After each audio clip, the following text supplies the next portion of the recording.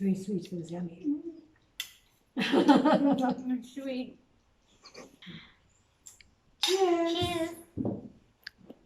Mm. Mm.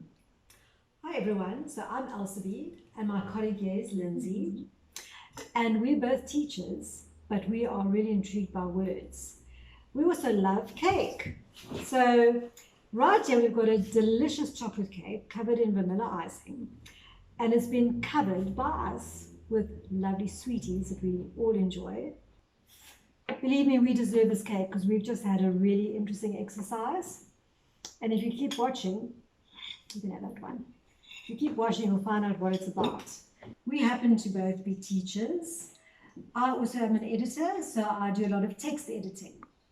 Today, we've got a really lovely video for you because we've got lots of sweeties here on our board. Licorice and marshmallows and gummy bears and Skittles and all those things we love to eat. And we've even got some Oreos.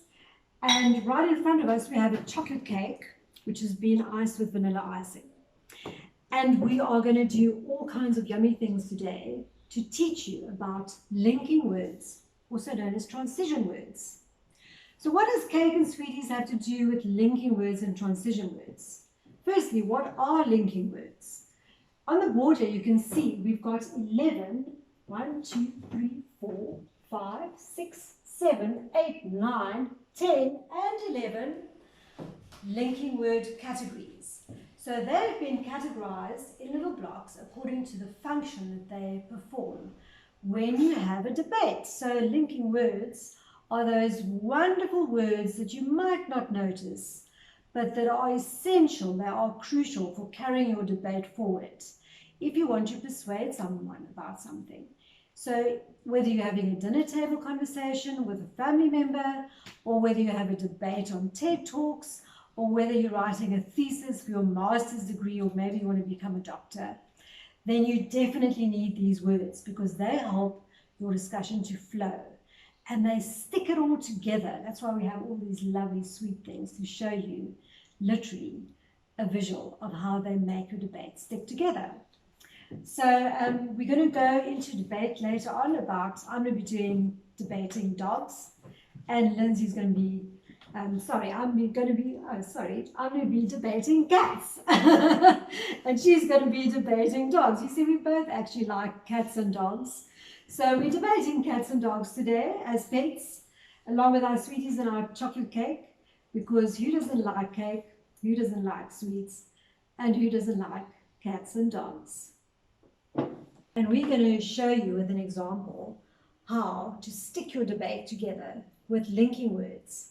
Now, the weird thing about linking words is when you have an argument with someone, you will generally use them almost naturally if you are used to trying to convince people of your point of view. For instance, let's say I say, sweets are essential at every child's birthday party. In fact, even grown-ups love sweets.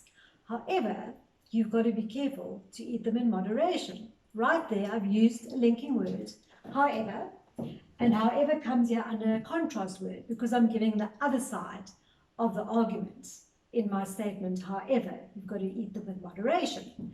So the weird thing about linking words is if you throw them in, your debate will develop of itself. And before you know it, you'll have such a well-rounded argument. You'll have so many points of view, you'll have so many reference points that people will just think you are really smart, smarter than smarties. So I want to tell you that when I discussed my debate about cats, I was like, what do I think about cats? Yes, I do like them, but how am I going to convince someone? And what I did to get going is I literally went with the categories of linking words just one by one, blow by blow. I started with the first set, which is listing words. I went on to number 2, which is reference words. Then I threw in some addition words. And so I went on. I threw in some limiting words, and I literally took it category by category. And before I knew it, I had the most marvelous debate. I was even convincing myself of something that I hadn't been sure that I had thought before then. So what we're going to do is we're going to divide. We've got 2 sides of the debate. We're going to have cats and dogs. So we just have a little line there in the middle. And what we're going to do is, as I use a linking word, I'm going to choose the appropriate sweetie that fits with that word, and I'm going to put it on my cake. And you'll probably realize that these words sort of happen naturally, but we are specifically showing you that you have to throw them into your debate to get your debate to flow and stick together as a unity. So my debate was, cats are great pets. Cats are such great pets. Firstly, they are super cute and fluffy. Firstly. Secondly, they have such individualistic personalities. Thirdly, they supply endless amusement with their pranks and feline habits. Who of us haven't been mesmerized simply by looking at a cat wash itself in a sunny corner? Who of us have not chuckled when a cat chases after a ball of string? Even if you don't have a cat yourself, you probably can't help liking kitty behavior, even if it's just online on social media. Facebook, TikTok, for instance, we love looking at TikTok videos of cats. Now we're going on to the reference words. Reference words.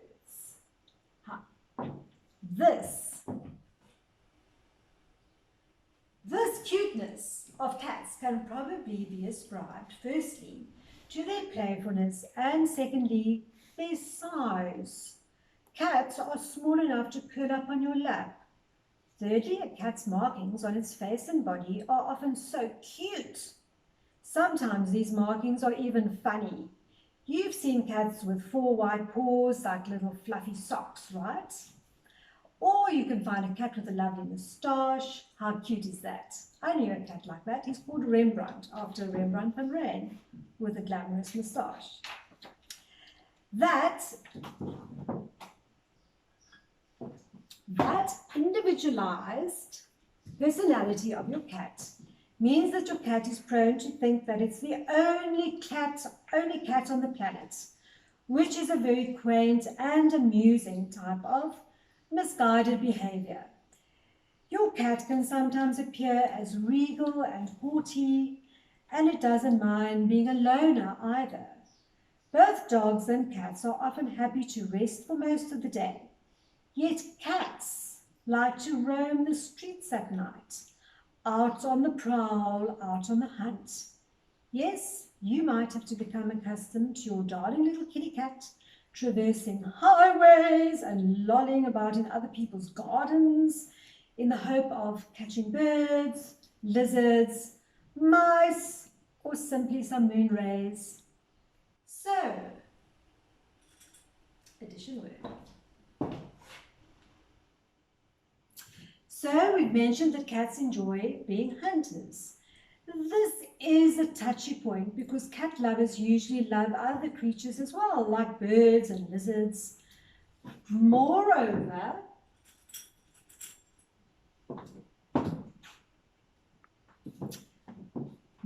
cats have this strange habit of bringing their killings home, like some type of gift for you, the owner. That's enough to make you squeal with fright. Another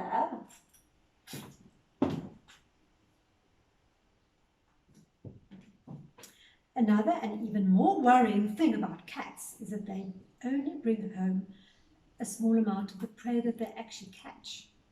If they don't bring those creatures home, you might ask, how do we know that they're catching them?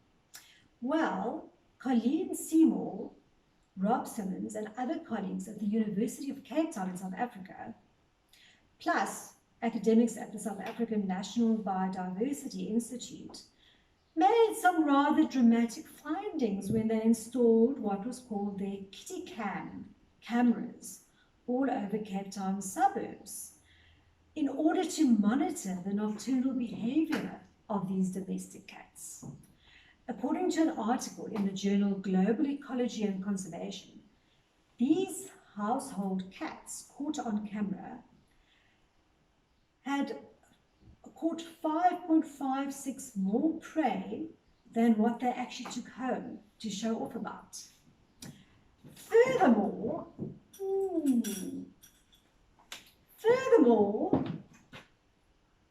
these skittles are very useful. You can add so much in the skittle, right? Furthermore, these experts discovered that the average Cape Town cat kills 90 little animals each year. If you make a rough calculation, you will realize that since there are approximately 300,000 cats in Cape Town, it means that cats could be killing 27.5 million animals every year. And these are rare little robins or rare reptiles, things that reside in the Cape Town Table Mountain National Park. Sure, so this brings us to a really difficult question. Are cats actually killing machines? This malevolent habit of cats is also explored at great length in an article on the Daily Maverick, published on 30 July 2020, which claims that 200,000 plus wild animals are slaughtered, as they put it, annually in Table Mountain National Parks by the cats of the city of Cape Town. So, we don't have an exact figure of deaths, but the reality that cats hunt a lot is a fact. The article in the Daily Maverick claims that cats are wrecking our natural biosphere. Wow. So cats do far more than keep the rats away from your pantry, right? Right, we're going to go on to some limiting words. By now, you probably no longer find these feline pranks of the kitty cats so amusing anymore. Fortunately, some limiting words, Fortunately, some journalists, not only at the Daily Maverick, have picked up on this news and have started to report on the kitty behavior. They've raised the consciousness about the problem, which is probably the #1 reason why cats are disliked. As early as 2019, the National Geographic magazine started to report on this widespread killing behavior of cats. By 2020, this news was being conveyed in household magazines, even like the Afrikaans Christian title magazine, Lig magazine, in which the science journalist Engela Divenhager of Wellington, where we stay, also mentioned the Cape Town Kitty Cam study done by Seymour and Simmons. Unsurprisingly, kitty owners themselves are not that fond of their kitties going out hunting either. This is not only because they don't like the idea of death, but also because, even though it might be natural for a predator, a cat on the prowl is not a cat safe at home. It's nicer when you know that your kitty is safe and sound under your own roof at night. Fortunately, a few cat owners have followed the sound advice of the experts and have started to buy tiny little bells to attach to their cats' collars. This trend is likely to increase as this consciousness about cats as predators is raised. Now we come to our consequence words. Where are my consequence words? Here they are. Ooh, lovely consequence words. As your tanne, your nice vampire teeth. As a result, bing. As a result of the bells that tinkle around your cat's neck, the creatures in your garden, or even those in a national park, will hear your cat coming and will have a chance of escape. So,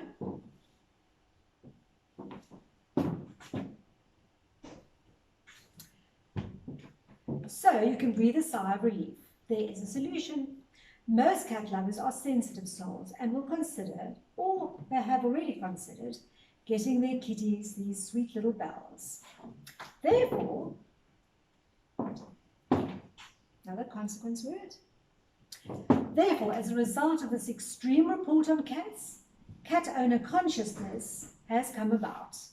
Another marginal but good consequence of buying a bell for your kitty is that the little bell that tingles around its neck will definitely increase your cat's cuteness factor.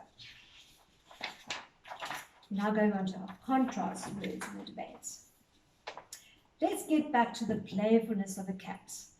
Cats are very domesticated and they love to demonstrate their playfulness to you. They can do this at the oddest times, making it even more amusing. Okay, whereas dogs are easy to train, cats like to buck the trend and break the rules. Instead of a dog's high obedience and willingness to go lie in your bed, a cat will want to hang out with you and disrupt your daily tasks, walking over your computer as you type an important assignment, or perching itself on the kitchen counter as you cook, or wherever it is that you are working in your home. Yes, they are loyal to an owner just like dogs. However, don't think they expect any less than undying loyalty from you in return. This means that if you are someone who is too busy to play with your cat, you might not get as much pleasure from your feline friend. It will simply strut off snobbishly in an unknown direction. You see, cats require a level of responsibility from you. On the one hand, they might not require daily walks around the suburb as a dog does, but on the other hand, they can be tricky to organise when you want to take a holiday away from home. Consider what you need to do when you go away for a holiday. With a cat, you can't simply book Kitty into a kitty hotel. Dogs might easily go to the kennels, but not all cats like going to a kennel or kitty hotel. They really prefer to stay at home. This means that you need to pay someone to look after your cat, a cat sitter.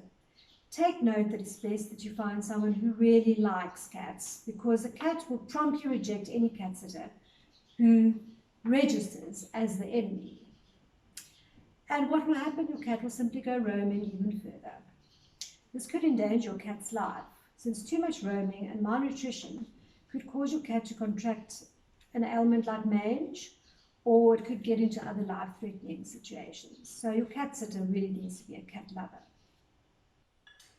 So we're now coming to revelation words, or you could say these are words that will focus your argument. The real problem, got my little gummy bear here.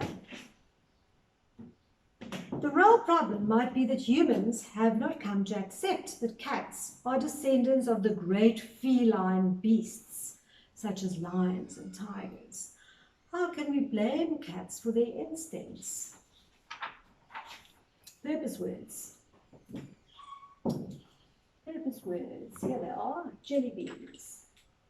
You see, like with most pets, the purpose of owning a cat is to have a fun and loving relationship. Many pet owners are guaranteed of a true friend when they get a cat. Cats are said to choose their owners, not the other way around. You've heard of those cats who just arrive at a house and make themselves at home. Cats are honest friends, quite ready to show not only their adoration, but also their annoyance. And they are also sure to test your patience. How are you going to deal with all that cat hair on your clothing and the claw marks on your furniture and your curtains? If your answer is with patience, then you are a person of character who deserves to have a cat. One of the amazing spin-offs of having a pet is that you yourself become more likable, whether it's cats or dogs, I imagine. In fact, some people get a cat so that they are better able to attract a boyfriend, girlfriend, or even a life partner. And many love relationships have started with the giving of a pet. When someone loves animals, it says good things about him or her, right?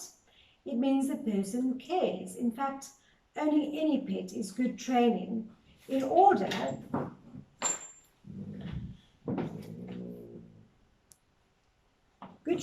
to increase your capacity for giving and receiving love. In an indirect way, most kids learn early in life that the covert use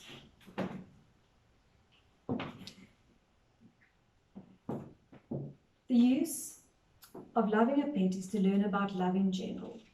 Firstly, for the joy of loving, secondly, for the responsibility of loving, and thirdly, for the possible loss, which is also an unavoidable aspect of loving. Cat lovers in particular, what about them in particular? They are said to be homely types. You will have to judge that one for yourself if you meet your love of your life who owns a cat. Now we come to continuation words. There they are. We've got, for our continuation words, we've got speckled eggs. Nevertheless, even if you don't get a pet to encourage human relationships, a cat is a worthy family member and quite an independent family member. So what you like about cats? They're still the most lovable and easiest pets around.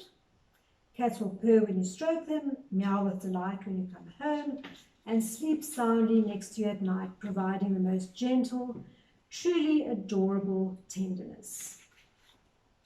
We now come to our reason words. Reason words. Smarties.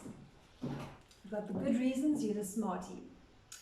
So, reason words. Because cats have such good reputation for all these cute, idiosyncratic and adorable habits, they have been choice pets for centuries.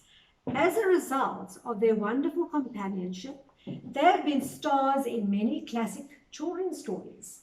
Just consider the fairy tale Puss in Boots. The cleverness of Pussy and its loyalty ensured that its master became a prince.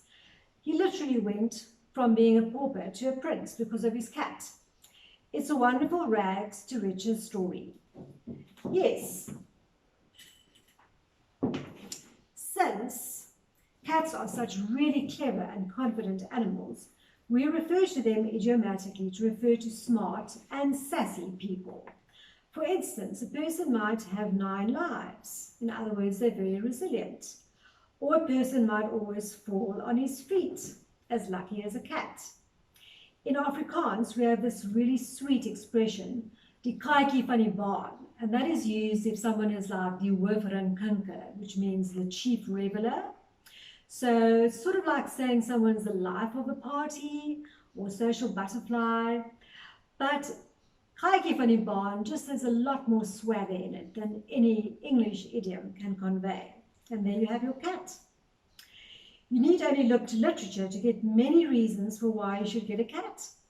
And if that's not enough, just look at all the cute clips on TikTok. How cats can jump and dive, play hide and seek, chase imaginary danger around the house, fall about with glee, and always be willing to be stroked and tickled yet again. Conclusion words. Conclusion. Got lovely blue marshmallows for conclusion words. From all of the above points, it can be deduced that cats are intriguing, mysterious, loving, tender, playful, and cute pets. That's a lot of things to love.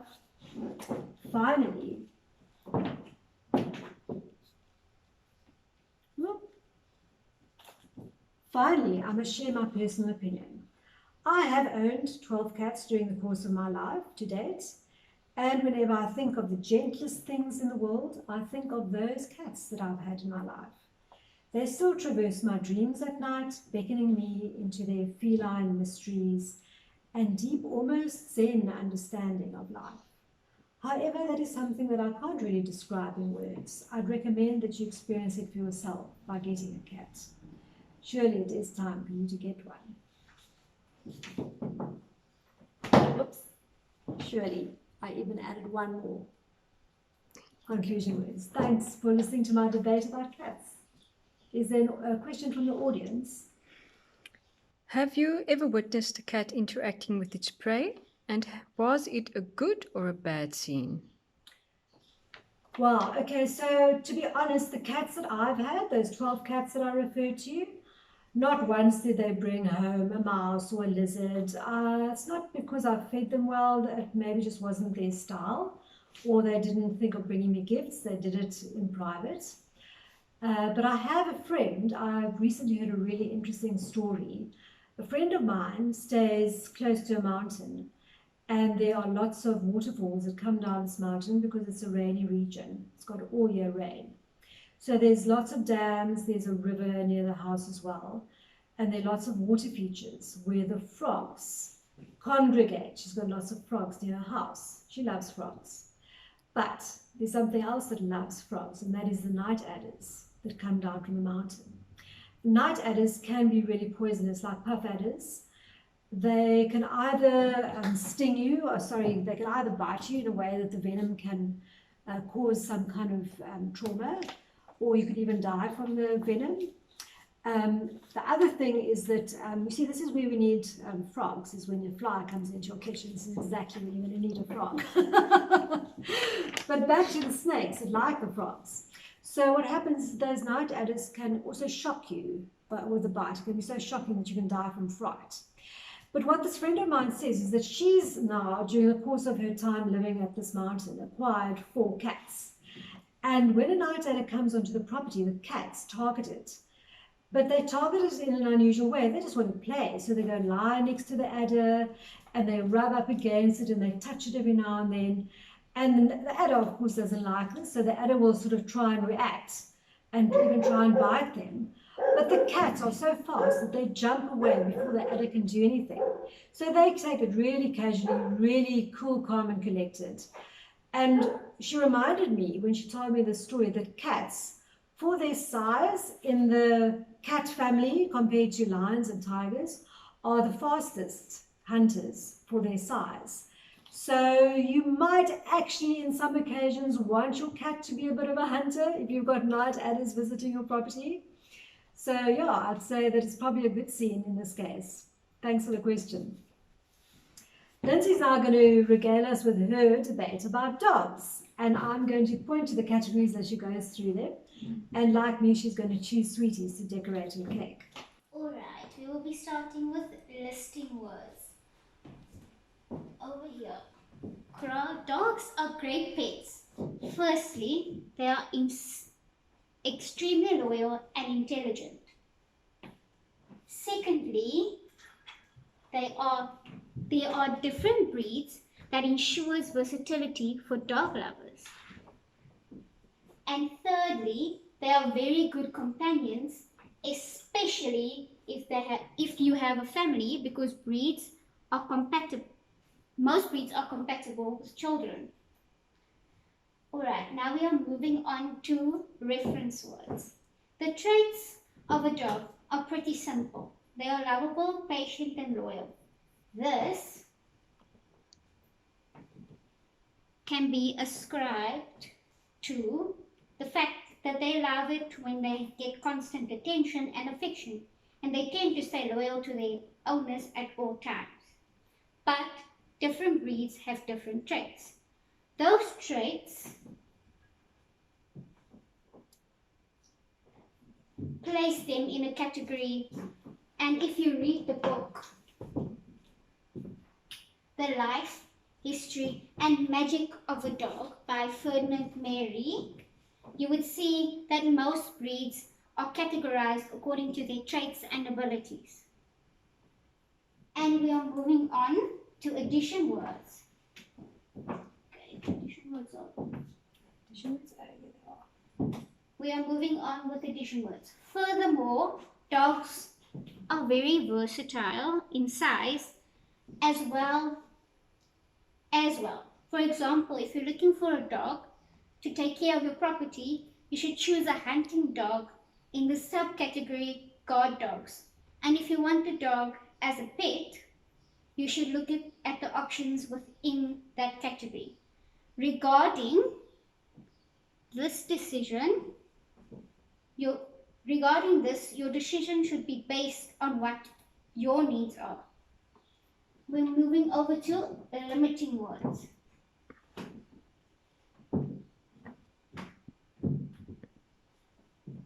Occasionally, dogs will do something out of the ordinary. For example, nibble at your furniture or dig a hole unexpectedly in your garden. But it's because their need for affection once in a while is so big. This is why some people choose to train their dogs so that they express themselves in an orderly manner. We're moving over to consequence words. at the moment. Okay, in contrast to the statement, to my statement made earlier, dogs need companionship and they are inherently lovable by nature if they are treated well. Despite the fact that most breeds are compatible with families, not all of them are compatible with young children. Regardless of this, the best option for a family is important. Examples of dogs that are compatible with children are golden retrievers, Labradors, poodles, and border collies, to name a few, according to the website PetMD. Now we will be moving over to focus and revelation words. It would appear that people tend to judge a dog pretty easily because of reference from other people, even if a bull terrier and a bulldog were on the list for most compatible dogs for children. Should dogs be classified by people or not? We're moving over to purpose words.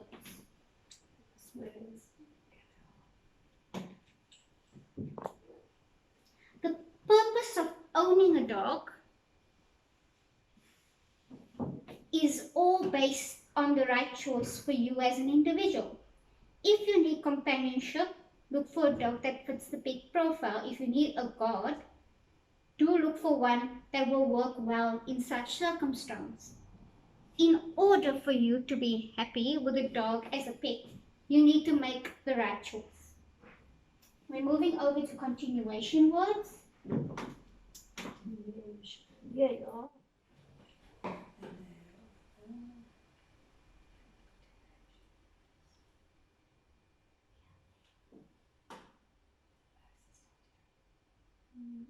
Oh, yes, continuation. Continuation. Sorry, number 9, continuation. Okay, we're moving over to continuation words.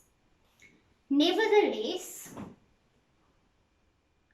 owning a dog brings a lot of joy and they can be quite loyal to their pet owners.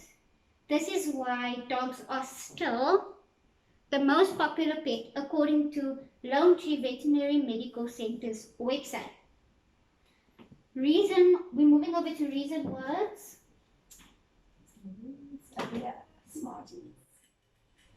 Okay. Reason words. Since dogs have a very good reputation as pets because they have so much personality, they always tend to steal a show, especially when a single person wants to charm someone with a puppy. And this tactic has been used since people found out that pets attract the opposite sex quicker than humans do. When looking at the intelligence of a dog, when I instruct our husky to do something, he howls back with an answer, which is quite amusing and feels like a means of communication. People have marketed this trait from huskies, and you can see comedic videos of huskies amusing their owners all over YouTube and social media. Alright, we will be moving on to conclusion words. When taking in all this information, it can be deducted that dogs are by far the best companions for humans, as they provide you with the necessary protection if needed, as well as helping you cope with certain ailments. Finally, I personally prefer dogs because they give you a great sense of comfort. Because who doesn't love coming home to a dog who is excited to see you and they signal it with barking or wagging their tail? We can't say much for our human companions. Dogs are man's best friend and they can be quite therapeutic. Another thing that I want to add is I forgot to add my Oreos for contrasting words. I just want to repeat the paragraph so that everybody understands the contrasting words, which are over here. Okay. In contrast to my statement that I made earlier, dogs need companionship and they are inherently lovable by nature if they are treated well. Despite the fact that most breeds are compatible with families, not all of them are compatible with young children. Regardless of this, Wow, what a full debate. regardless of this, choosing the best option for your family is important. Examples of dogs that are compatible with kids are golden retrievers, labradors, poodles, and border collies, to name a few, according to the website PetMD. Do we have any questions? Yes, have you ever witnessed a dog that has bitten someone? And how would you describe the fear that most people have of dogs? People are inherently fearful of dogs because their main and sole purpose, most of the time, is to guard a property. So when someone new enters the property, they inherently want to bite or try and protect the owners, their pet owners. This can make a lot of people fearful, and dogs by nature want to protect their pet owners. But it is kind of difficult to get over because dogs normally can leave scars, especially with young children. They leave scars for life. So I wouldn't say be fearful of a dog. Allow it to get comfortable with you, but be very cautious with them. So that was our debate about cats and dogs. By now you're probably going down to the SPCA and getting one of each, we hope. But in the next video, we're going to be cutting some of our delicious cake here, which is our debate, because it looks beautifully visual. And we're going to try to taste how good this discussion really was. Thanks for listening. Looks nice. Looks really cute.